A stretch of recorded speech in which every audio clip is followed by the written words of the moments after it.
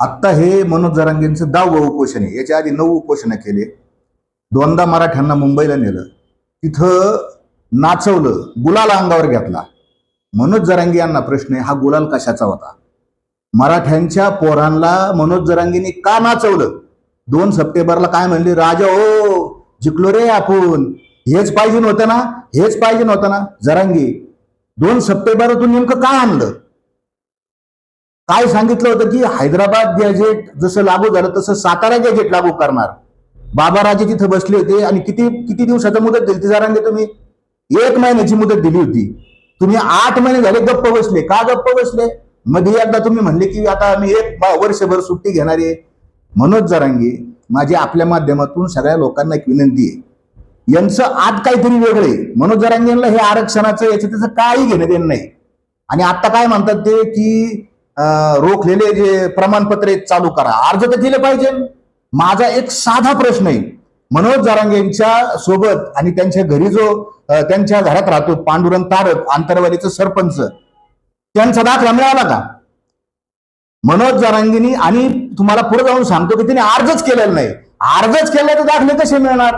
याचा अर्थ साधाच आहे, लाभार्थी टोळी जी आहे ही मनोज जरांगेंची, त्यांच्याबरोबर जे लोक आहेत ना ते लाभार्थी सगळे रात्री बेरात्री मंत्र्यांच्या भेटी घ्यायच्या. तेव्हा कधी नाही बोलवलं मराठ्यांना तू?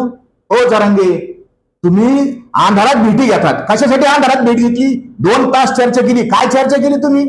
तुम्ही त्याला सांगत होते मी ओपन चर्चा करतो, मी बैठकाच मीडिया समोर घेतो.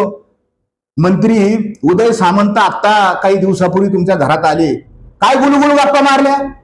जरांगे उत्तर द्या, काय चर्चा केली, काय सेटलमेंट केली, किती कोटीचे कॉन्ट्रॅक्ट तुमच्या सहकार्याने मिळवून दिले हे सांगा. तुमचे कॉन्ट्रॅक्ट 2 सप्टेंबरला तुमचं जे काही डिलिंग झाली ना आतमधली, ती डिलिंग पूर्ण नाही झाली. म्हणून हे उपोषण आहे. मराठ्यांच्या आरक्षणाचं या जरांगेला काही घेणे देणं नाही. म्हणूनच आज लोकांनी तिकडे अक्षरशः पाठ फिरवली, लोकच आलेले नाहीत. घेतले तरी कुठे माग? मनोज जरांगेची 2 सप्टेंबरची प्रेस काढा मुंबईची, तिच्यात सारे गुन्हे मागे घेतले. घेतले रे गुन्हे माग त्यांनी. काय घेतलं होतं माग? काय नेमकं 2 तारखेला तू गेला, काय मिळवलं? छत्रपती शिवाजी महाराजांची माती शिवनेरीवरची कपडाला लावली होती मनोज जरांगे. आणि तुमचा शब्द आहे मराठा आणि कुणबी एक आहे, याचा GR काढा. आज मनोज जरांगे मराठा कुणबी एक आहे ह्या GR ची चर्चाच करत नाही. त्याच्या आधी 1.5-2 वर्षापूर्वी सगळे सोयरे जो अध्यादेश होता त्या सगळे सोयऱ्यावर हा मनोज जरांगे याचं थोबाड सुद्धा उचकीत नाही.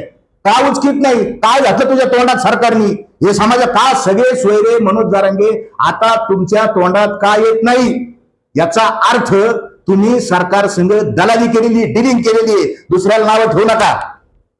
आता जलसंपदा खात्याचे मंत्री राधाकृष्ण विखे पाटील यांचं आणि मनोज जरांगेंचं काय बोलणं झालं होतं अंधारात? पूर्वी राधाकृष्ण विखे पाटलांच्या डोक्याला गुलाल, सगळीकडे गुलाल लावला, दोघं एकमेकाला मिठ्या मारित होते, पेढे खाऊ घालत होते. आणि आता काय उपसमिती बरखास्त करा.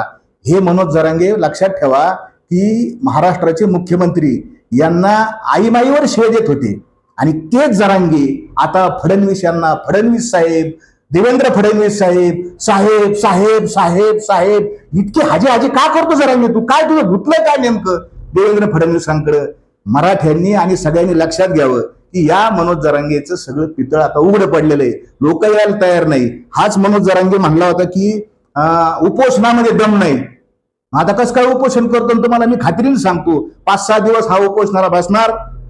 त्याचं काही मंत्री येणार, त्याचं काही शिटिंग होणार आतल्या आत, आणि हा मनोज जरांगे हे काहीही न घेता उठणार. ही माझी भविष्यवाणी समजा.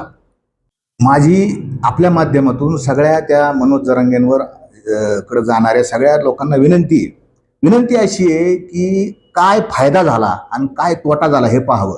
मराठा समाजाचा इतका मोठा तोटा झालेला आहे मनोज जरांगेंच्या आंदोलनामुळं. मनोज जरांगेच्या आंदोलनामुळं EWS नावाचं आरक्षण सगळंच्या सगळं मुस्लिम बांधवांना गेलेलं आहे. मी काय मुस्लिमांचा द्वेष करत नाही, सत्य परिस्थिती सांगतो. तुम्हाला सगळ्यांना हात जोडून पाया पडून कळकळीची विनंती आहे. बीड जिल्ह्याचा आणि सगळ्याच जिल्ह्याचा पोलीस भरतीचा निकाल काढा. 10% सगळेच्या सगळे आणि मार्क कमी असणारे सगळे कॅन्डिडेट एका विशिष्ट धर्माचे, जातीचे लागलेले आहेत. त्या जागा सगळ्या मराठ्यांच्या होत्या. ते सगळ्याच्या सगळं नुकसान केवळ आणि केवळ मनोज जरांगे यांनी EWS आरक्षण नाकारल्यामुळे झालेलं आहे. मनोज जरांगे, आपण EWS गेले त्याच्या पापाचे धनी आहात. मराठ्यांचे पोरं मार्क असून घरी बसलेत आणि कमी मार्कावाले आज EWS मधून नोकऱ्या मिळवत आहेत. जरांगे, हे पाप तुमचं आहे आणि त्यांच्या आत्महत्येला, त्यांच्या दुःखाला जरांगेच फक्त जबाबदार आहे. आज मनोज जरांगेंनी अशी विनंती केली की अभ्यासकांनो अंतरावरील या आपल्याला चर्चा करायची. मग 2 तारखेला जे अभ्यासक होते, वकील होते, त्यांना तू शिवाय देऊन हाकलून दिलं जरांगे. आणि आज तुला अभ्यासकांची गरज पडली का? कारण मनोज जरांगेला आरक्षणातलं काहीच कळत नाही.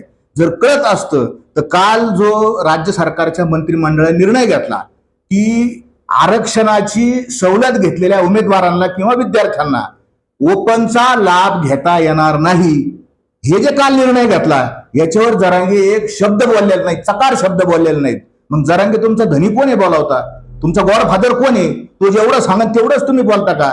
2 समाजात भांडणं लावायचे, जाती जातीत भांडणं लावायचे, एवढाच धंदा तुमचा आहे का? तुम्हाला आरक्षणातला काहीही कळत नाही. आणि आज तुम्हाला अभ्यासक आठवले का? आमच्यासारखे कोर्टात पिटिशन करणारे. मनोज जरांगे एकदाही मुंबईच्या हायकोर्टात गेला नाही, बॉम्बे हायकोर्टात एवढ्या केसेस दाखल आहेत, एकदाही गेला नाही. फक्त रस्त्यावर जायचं, प्रेसमध्ये भाषण करायचं. आज पत्रकार परिषद होती, पत्रकार परिषदेला लोक बोलायची काय गरज आहे?